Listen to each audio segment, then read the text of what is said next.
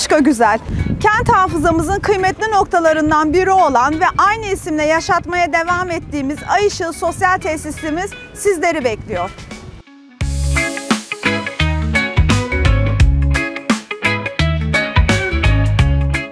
Masanızda yer verdiğiniz çayınıza, kahvenize, tatlınıza, dalgaların sesi ve güneşin sıcaklığının eşlik ettiği bir yer burası. Şimdi menümüze eklediğimiz waffle ve kumpir gibi yepyeni lezzetlerle bu keyfi daha da zenginleştiriyoruz.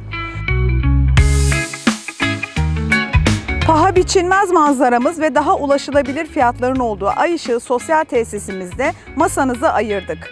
Gelin Ay Işığı'nda buluşalım.